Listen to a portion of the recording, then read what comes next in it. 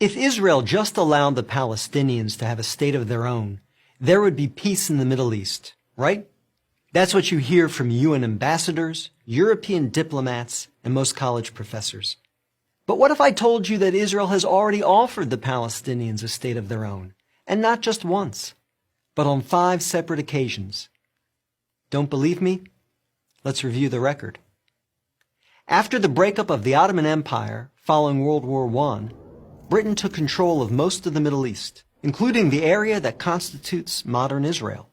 17 years later, in 1936, the Arabs rebelled against the British and against their Jewish neighbors.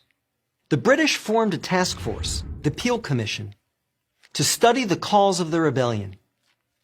The commission concluded that the reason for the violence was that 2 peoples, Jews and Arabs, wanted to govern the same land.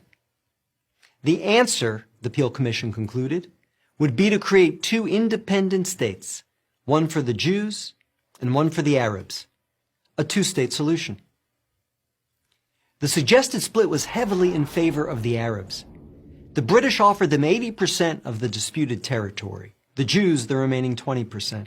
Yet, despite the tiny size of their proposed state, the Jews voted to accept this offer, but the Arabs rejected it and resumed their violent rebellion. Rejection number 1.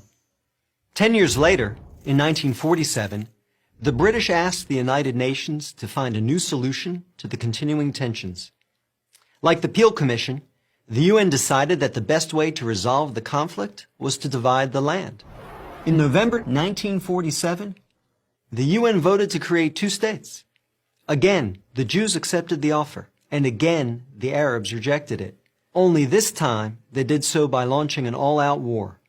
Rejection number 2. Jordan, Egypt, Iraq, Lebanon, and Syria joined the conflict.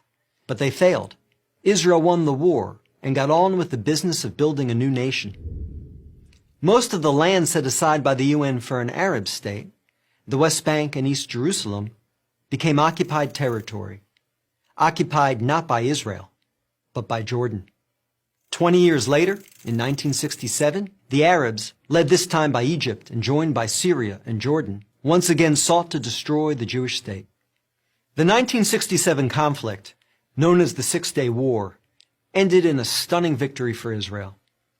Jerusalem and the West Bank, as well as the area known as the Gaza Strip, fell into Israel's hands. The government split over what to do with this new territory. Half wanted to return the West Bank to Jordan and Gaza to Egypt in exchange for peace. The other half wanted to give it to the region's Arabs, who had begun referring to themselves as the Palestinians, in the hope that they would ultimately build their own state there. Neither initiative got very far. A few months later, the Arab League met in Sudan and issued its infamous 3 no's. No peace with Israel, no recognition of Israel, no negotiations with Israel. Again, a 2-state solution was dismissed by the Arabs, making this rejection number 3. In 2000, Israeli Prime Minister Ehud Barak met at Camp David with Palestinian Liberation Organization Chairman Yasser Arafat to conclude a new 2-state plan. Barak offered Arafat a Palestinian state in all of Gaza and 94% of the West Bank, with East Jerusalem as its capital.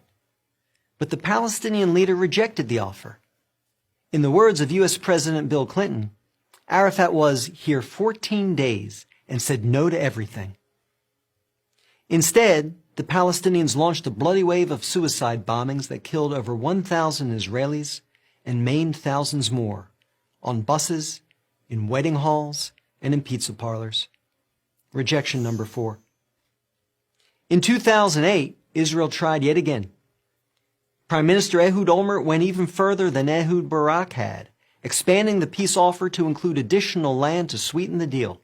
Like his predecessor, the new Palestinian leader, Mahmoud Abbas, turned the deal down. Rejection number 5. In between these last 2 Israeli offers, Israel unilaterally left Gaza, giving the Palestinians complete control there. Instead of developing this territory for the good of its citizens, the Palestinians turned Gaza into a terrorist base from which they have fired thousands of rockets into Israel. Each time Israel has agreed to a Palestinian state, the Palestinians have rejected the offer, often violently. So if you're interested in peace in the Middle East, maybe the answer is not to pressure Israel to make yet another offer of a state to the Palestinians. Maybe the answer is to pressure the Palestinians to finally accept the existence of a Jewish state. I'm David Brog, Executive Director of the Maccabee Task Force for Prager University.